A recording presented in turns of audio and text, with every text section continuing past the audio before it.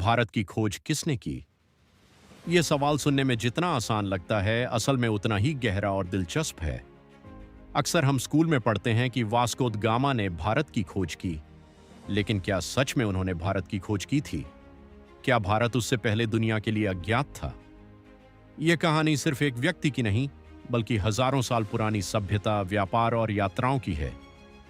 आइए इस पूरे इतिहास को एक रोचक कहानी के रूप में समझते हैं।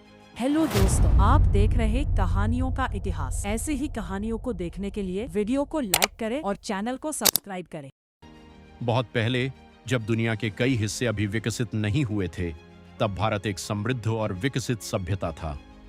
सिंधु घाटी सभ्यता, इंडस वैली सिविलाइजेशन, दुनिया की सबसे पुरानी सभ्यताओं में से एक थी। भारत में मसाले, कपड़े, सोना, चांदी और कीमती पत्थरों का व्यापार होता था। रोम और मिस्र जैसे देशों के व्यापारी भारत आते थे। यानी साफ है, भारत पहले से ही दुनिया के लिए खोजा हुआ देश था। समय के साथ यूरोप के देशों को भारत के मसालों, स्पाइसेस की बहुत जरूरत थी। काली मिर्च, दालचीनी, इलायची जैसी चीजें यूरोप में सोने के बराबर कीमत रखती थीं। लेकिन समस्या यह थी कि भारत तक पहुंचने का रास्ता बहुत लंबा और खतरनाक था। जमीन के रास्ते में कई राज्य और लुटेरे आते थे, और समुद्र का रास्ता भी ठीक से खोजा नहीं गया था। इसी वजह से यूरोप के देशों ने भारत तक पहुंचने के लिए नए समुद्री रास्तों की खोज शुरू की।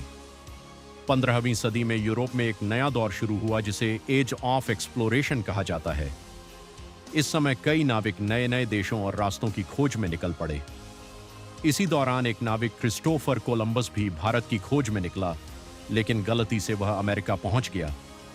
इससे यह साफ होता है कि यूरोप के लोग भारत को ढूंढना चाहते थे, क्योंकि भारत व्यापार के लिए बहुत महत्वपूर्ण था। अब कहानी का सबसे महत्वपूर्ण हिस्सा शुरू होता है। साल 1497 में पोर्चुगल के एक बहादुर नाविक वास्को द गामा को भारत पहुंचने का काम सौंपा गया। उन्होंने अफ्रीका के चारों ओर घूमकर समुद्र के रास्ते भारत पहुंचने का फैसला किया। यह यात्रा बहुत कठिन थी।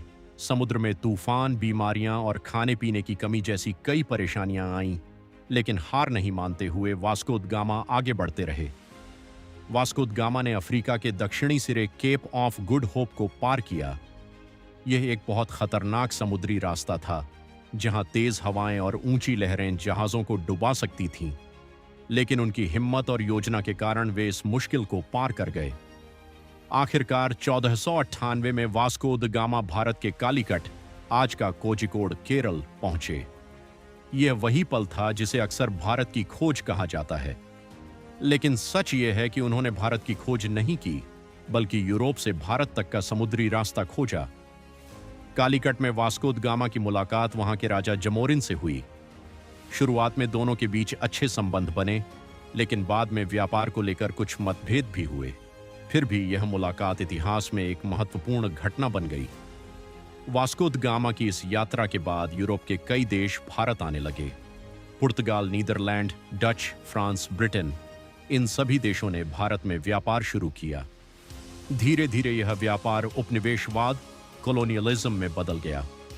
आखिरकार ब्रिटिश ईस्ट इंडिया कंपनी ने भारत पर अपना नियंत्रण स्थापित कर लिया।